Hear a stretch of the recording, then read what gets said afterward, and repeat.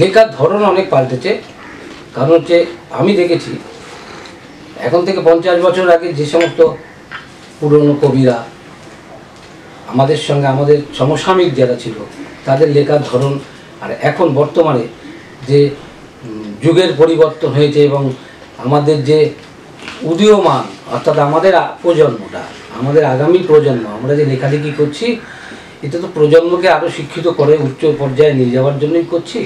কিন্তু আমি এটা লক্ষ্য করেছি যে এখন যে লেখার ধরনগুলো হচ্ছে অনেক বৈচিত্র্যময় এবং অনেক ভালো ভালো মানে লেখক কবি আমি চোখে দেখতে পেরেছি এবং তাদের জন্য প্রেরণা যোগাই আমি। কারণ যারা সবই লিখছে এই লেখার মধ্যে লিখতে লিখতেই তো আমি তো প্রথমেই মানে লিখতে লিখতে লিখতে এই জায়গাটায় এসেছি। রবীন্দ্রনাথের আমি বলবো রবীন্দ্রনাথেরও মানে সব লেখা যে রবীন্দ্রনাথ স্যাটিসফাইড তা নয়। এই জায়গা থেকে আমি বলি আমার যে সব লেখা আমি স্যাটিসফাইড নিজে যে লেখে সে স্যাটিসফাইড হয় তা নয়। যদি লেখা লিখতে লিখতে যদি সে খুব আত্মগর্ব হয়ে যায় যে আমার লেখা দারুণ অমুক তমুক, এই গর্বটা এই অহংবোধটাই কিন্তু কবি মনটাকে নষ্ট করে আমার চিন্তাধারায়। সুতরাং আমি সবসময় একটা সার্চিং নতুন কিছুর জন্য আমি উদ্গ্রীব ছিলাম এবং নতুন সন্ধানে আমি সবসময় সন্দিহান ছিলাম যে পাবো কি পাবো না পাবো কি না। আমি এখন বলছি বর্তমানে এখন যে সমস্ত যে পত্রিকাগুলো বিশেষ করে যে মানে আমাদের বুক মানে ফেসবুকটা একটা আমি বলবো ফেসবুকের যেমন অপকারিতা আছে উপকারিতা অনেক বেশি আছে। আজকে একটা নতুন কবি অর্থাৎ যে লিখছে সে কিন্তু তার একটা প্রভিশন পাবে যে তার একটা প্রোফাইল খুলে তার লেখাটা যদি সেখানে সে পোস্ট করে আর সবাই পড়তে পারবে অর্থাৎ পাঠক হিসেবে ধরে।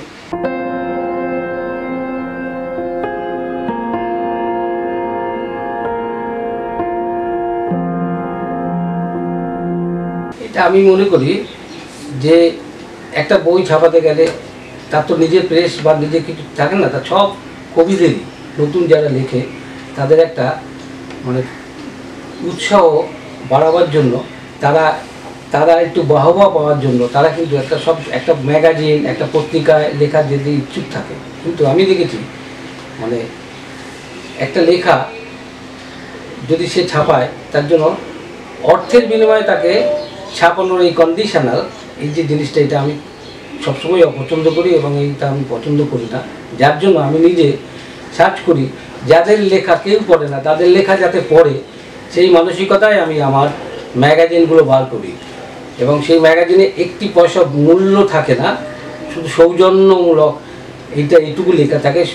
সবাই যারা আসে যাদের মানে আমার এই পত্রিকাগুলোতে যারা লেখা দেয় তাদের তো সৌজন্য কপি আছেই এবং উপস্থিত অনুষ্ঠান করেই আমি করি সব কিছু।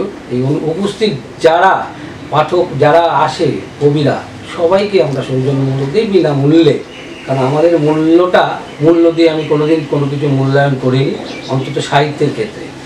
ইদানিংকালে আমি দেখছি এই সাহিত্যকে মানে সামনে রেখে অনেক প্রতারণা হচ্ছে।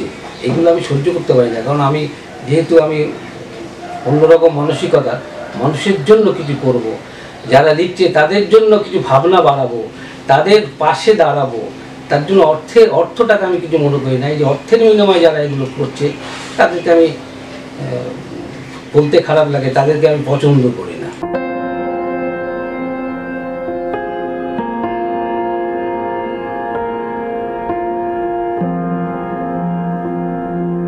তারুণ্যের মধ্যেও তফাৎ আছে।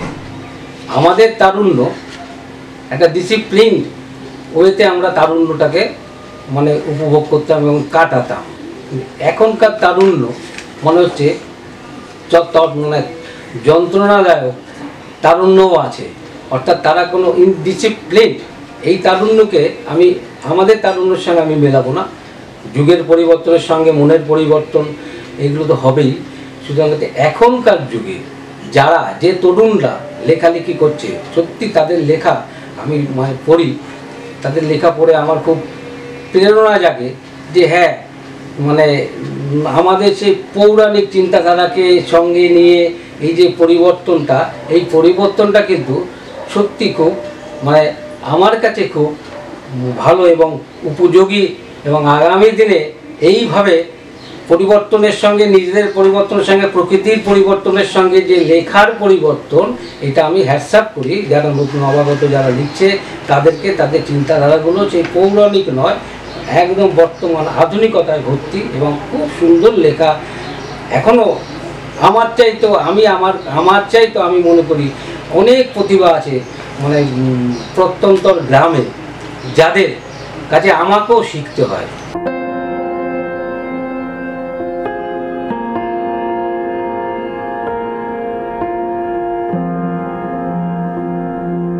মানে আমাকে পরিবর্তিত হতে হচ্ছে, কারণ পারিপার্শ্বিক আবহাওয়া এবং আমি যাদের যে মহলে আমি চলাফেরা করি তাকে মানিয়ে নেওয়ার চেষ্টা করতে কষ্ট হয়, কিন্তু মানিয়ে নিতে হবে, নাহলে আমার চলন থমকে যাবে। তাই আমাকে বাধ্য হয়েই তাদের সঙ্গে জোয়ারে ভাসিয়ে, যেমন একটা জোয়ারে যেমন নুড়ি আসে, সে মানে নুড়ির মতো আবার ভাসিয়ে নিয়ে চলে যায়। নুড়িটা কিন্তু, শক্ত নদীগুলো কিন্তু মানে সমুদ্রের পাড়েই থেকে যায়, সেগুলোকে ভাসাতে পারে না।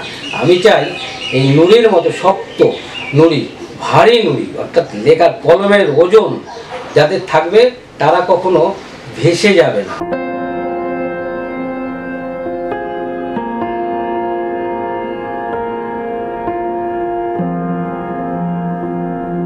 আমি নিজেকে পরিবর্তিত করি এবং পরিবর্তিত হয়েছি আমি, কারণ হচ্ছে আমার যখন প্রথম লিখতাম সেই লেখার আর এখন যে লেখাগুলো বেরোয় তার মধ্যে আমার নিজেরই বেশ একটা বৈষম্য মনে হয়।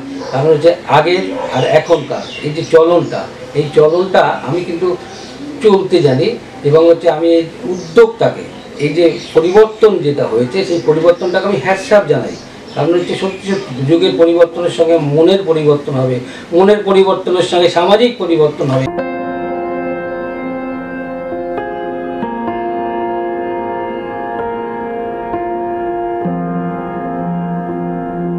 খুব শক্ত শব্দ ব্যবহার করাটা বেশ মানে আমার চোখে পড়ে, যে আমি এমন একটা কবিতা লিখলাম যে কবিতাটা সাধারণ মানুষ, গ্রামের চাষিটা পড়লে বাংলা বোঝে, কিন্তু পড়লে সে বুঝবে না, এমন দুর্বোধ্য ভাষা যদি আমি কবিতায় ইউজ করি, আমি কিন্তু তাদের কবি বলবো না।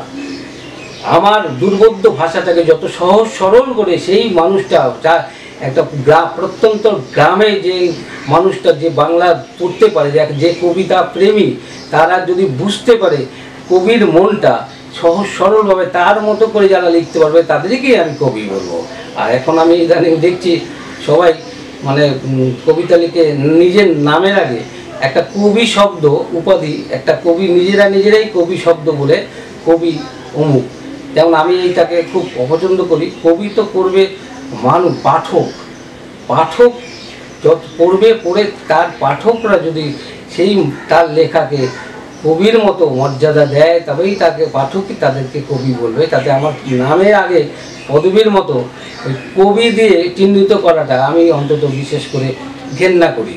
আমাকে যদি কেউ কবি বলে আমি লজ্জিত বোধ করি, কারণ আমি কবি নই। আমি লিখছি, আমার মনের ভাব আমি প্রকাশ করছি। আমি সামাজিক অবক্ষয়ের থেকে রক্ষা করার জন্য যা যা করার আমার কলম চলবে, আমরণ চলবে।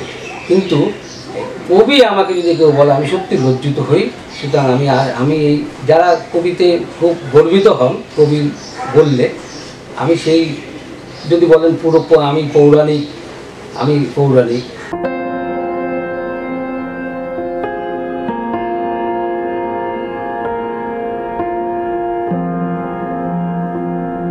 আমি বলি কবির চোখটা বড়, কবির চোখ আর মন। অর্থাৎ যে কবি হবে, প্রকৃত যে কবি, সে প্রকৃতিকে চোখ দিয়ে একটা সাধারণ লোক যেভাবে দেখবে, কবির চোখ কিন্তু সেভাবে দেখে না। তার জন্য যারা সত্যি মানে নিজের কবির চোখ দিয়ে যদি দেখে এবং যদি সেই প্রকৃতিকে নিয়ে লেখে, সে প্রাকৃতিক কবি হয়ে যায়। আবার প্রেমের কবিতা, এত সুন্দর প্রেম, তার মনের মধ্যে এত সুন্দর প্রেম আছে, সে প্রেমের কবিতা লিখতে প্রেমিক কবিতা হয়ে যায়। যেমন জীবনানন্দ দাশ, এবং হচ্ছে ওনার প্রেমের কবিতা পড়লে মুগ্ধ হয়ে যাবে, আকৃষ্ট হবে। সুতরাং এক একটা দিক আছে। তবে আমি মনে করি কবিদের কখনোই কোনো সেক্টেরিয়ান হওয়া উচিত না। কবি মন সবসময় ছড়িয়ে থাকা উচিত। আমি প্রেমিক কবি, মানে আমি আমার লেখায় পড়লেই বুঝে যাবে সংকোচন, মানে প্রেমের কবিতা লিখলাম, প্রতিবাদী কবি, তাহলে প্রতিবাদটা করবে কে? সব রকম দিকটাকেই কবিদের ভাবা উচিত, কলম সব দিকেই চলা উচিত। কারণ যেমন প্রতিবাদেরও প্রয়োজন আছে, আবার তেমনি প্রতিরোধেরও দরকার আছে। এই অন্যায়ের বিরুদ্ধে যারা প্রতিবাদ করে না, যারা ভেসে থাকে, আমি কিন্তু তাদের দলে নই।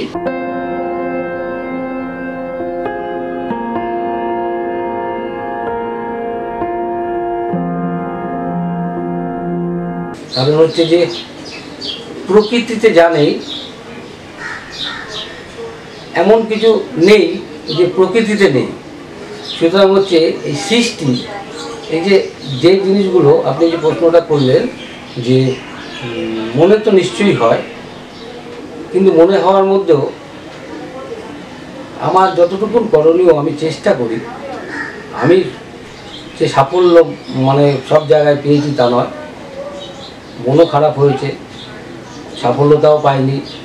আমি চাই কবিরা আরও আমাদের চাইতে আরও এগিয়ে যাক। অন্তত আমরা তো আমাদের তো অধিক চলে গেছে, আর অল্পই আছে। এই অল্পটুকুর মধ্যে আমি চেষ্টা করছি পুরোটাই দিতে, কিন্তু দেখে যেতে চাই যে আগামী প্রজন্মে যারা নবীন কবিরা আছেন, এই নবীন কবিদের মাধ্যমেই আমরা যাতে বেঁচে থাকি এবং নবীন কবিরাই যাতে একদিন শ্রেষ্ঠত্ব লাভ করে। আমরা করলাম কি করলাম না তা না, আমার সবসময় উদ্যোগ হচ্ছে, আমি খুঁজি, সার্চিং, যারা লিখতে পারে, লিখতে লিখতে লিখতে লিখতে লিখতে একটা অভিজ্ঞতা অর্জন হয়। আমি চাই যারা এখন লিখছে সবাই লিখে যান, এবং এই ফেসবুকটা এমন একটা মাধ্যম যেটা খুব সহজ সরলভাবে মানুষের কাছে পৌঁছে দিতে পারে। আপনারা লিখুন, সব লেখা যে ভালো হবে তা নয়, লিখতে লিখতে লিখতে দেখবেন পরিপক্ক একটা লেখা দাঁড়াবে।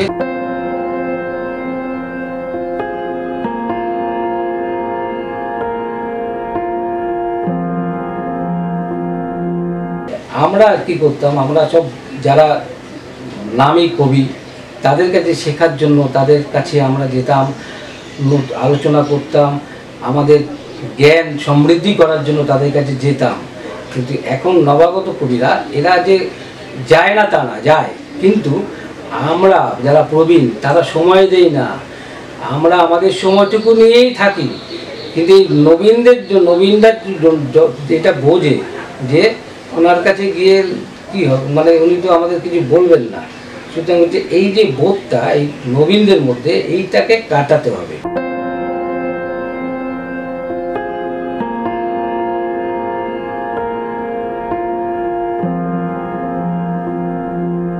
একথা ঠিক, আমরা যারা প্রবীণ আমাদেরও দোষ আছে, আমরা যে নির্দোষ তা বলবো না। কারণ হচ্ছে আমরাও নবীনদের সময় দিতে চাই না, অনীহা। এই অনীহাটা আমরা যারা প্রবীণ তাদেরকে অন্তত এই অনীহাটা কাটিয়ে প্রবীণদের পাশে দাঁড়িয়ে প্রবীণদের কিছু গার্জিয়ানশিপ, অর্থাৎ গার্জিয়ানের মতো তাদের কিছু শিক্ষা দেওয়া উচিত। প্রবীণদের শিক্ষা, মানে নবীন যারা আছে প্রবীণরা, তাদের শিক্ষিত পুরো করার জন্য তাদের সময় দিতে হবে। কিন্তু সেই সময়টা আমরা কিন্তু সত্যি খুব কার্পণ্য করি সেই সময়ের উপরে, কারণ দিতে চাই না। নিজেদের সময়টাকে বাঁচিয়ে আমরা অন্য কোনো কাজে লিপ্ত হয়ে যাই। কিন্তু নবীনদের জন্য ভাবা, নবীনদের জন্য সময় দেওয়া, নবীনদেরকে ইগনোর করাটা, আমি দর্শক বন্ধুরা আপনাদের বলছি, মানে এটা সত্যি খুব অপরাধমূলক। আজকে যারা লিখছে, লেখালেখি করছে, তাদের প্রেরণার জন্য তাদেরকেও তাদের পাশে দাঁড়িয়ে তাদের কোনো ভুলভ্রান্তি হয় ধরিয়ে দেওয়ার দায়িত্ব প্রবীণদের।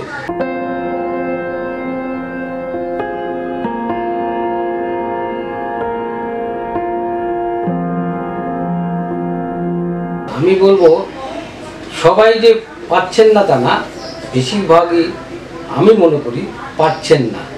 কারণ হচ্ছে দায়বদ্ধতা একটা আলাদা জিনিস। দায়বদ্ধতা শুধু আমার পরিবারের দায়বদ্ধতা আমি গ্রহণ করবো তা নয়। যদি সমাজটাকে যদি আমি পুরো আমার পরিবার ভাবি, তাহলে দায়বদ্ধতা আমার পরিবারের প্রতি যেমন থাকা উচিত, পুরো সমাজের জন্য থাকা উচিত।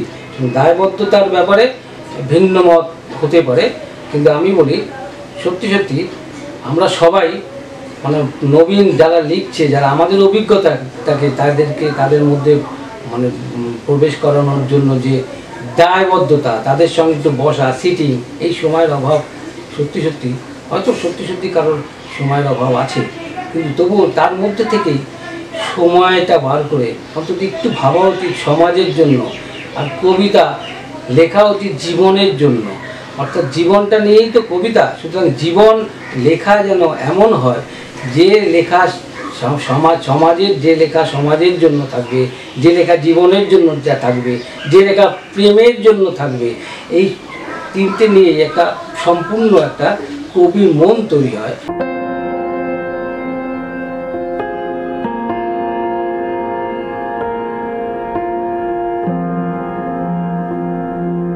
বলছি যে এই যে আমাদের এগিয়ে যেতে হবে, কেউ এগিয়ে আসলো কি আসলো না তা না, আমাদের দায়িত্ব বোধ থেকে আমরা এগিয়ে নিজেরা যাব। যদি কেউ সরে যায় আলাদা জিনিস, কিন্তু আমাদের এই বোধটা থাকা উচিত আমরা এগিয়ে, কেউ আমার সঙ্গে কেউ এগোয়নি বলে আমিও এগোবো না, এই চিন্তাধারাটা ঠিক না। আমাদের এগিয়ে যেতে হবে সামাজিক দায়বদ্ধতা রক্ষার জন্য, আমাদেরকে আরও অনেক রেসপন্সিবল হতে হবে।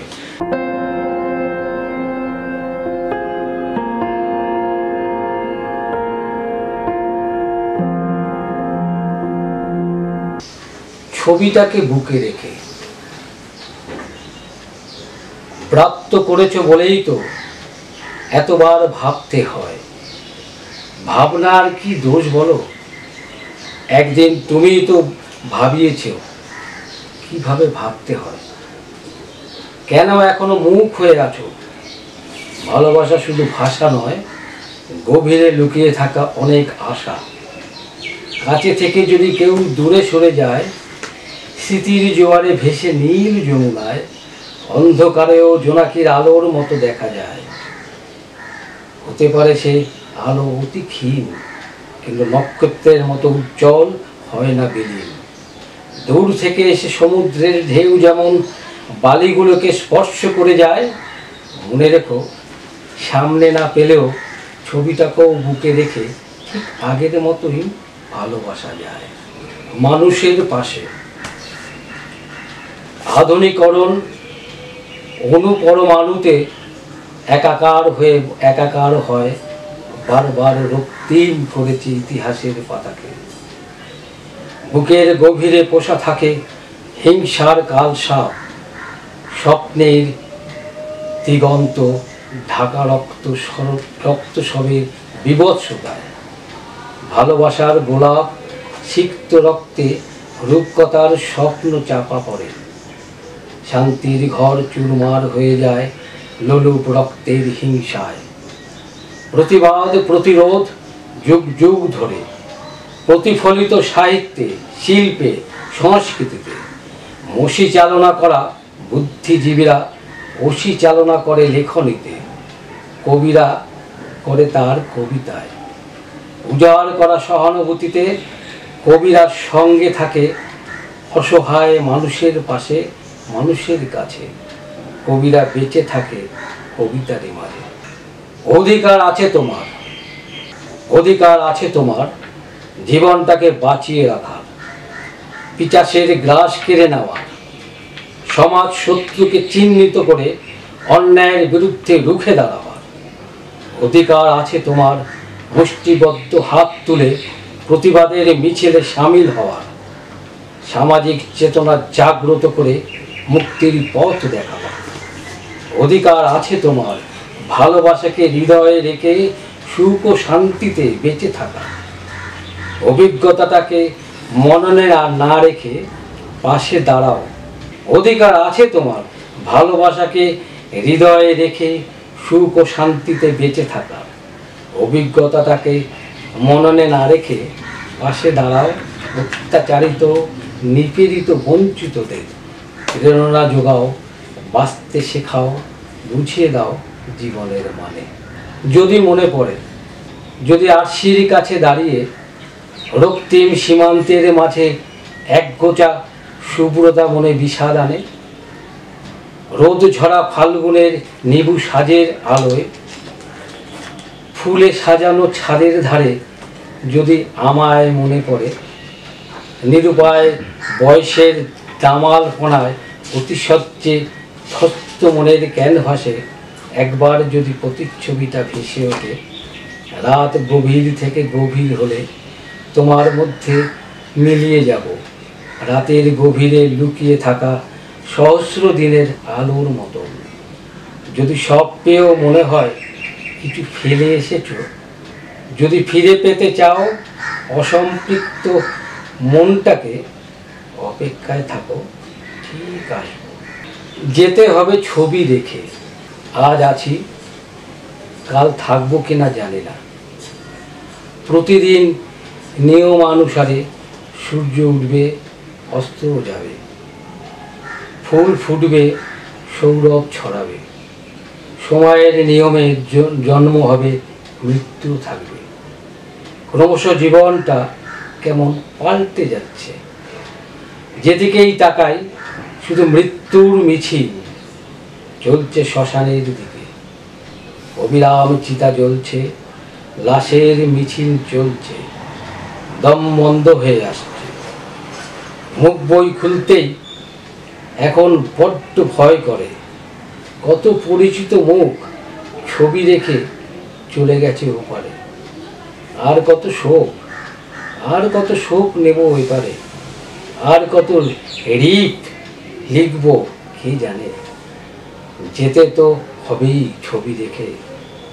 যখন আমি থাকবো না, একটা রিপ লেখা বাকি রেখো আমার জন্যে, লিখে দিতে ছবিটা ঠিক নিচে। আসবে বলে, তুমি আসবে বলে রাতের আকাশে তারারা ফোটেনি। লজ্জায় চাঁদ ভুলে গেছে সাজ। তুমি আসবে বলে মাতাল বাতাস হঠাৎ থেমেছে, দুরন্ত ঢেউ পথ চেয়ে আজ।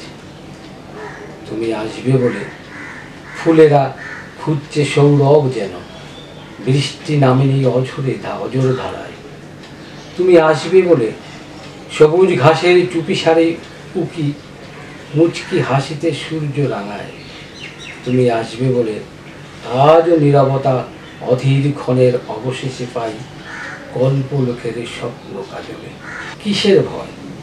চলে যাব বলে তো আসেনি। যতই রাঙাও চোখ, অন্ধ হয়েই এসেছি। যতই মন্দ বলো, কানে তালা দিয়েছি।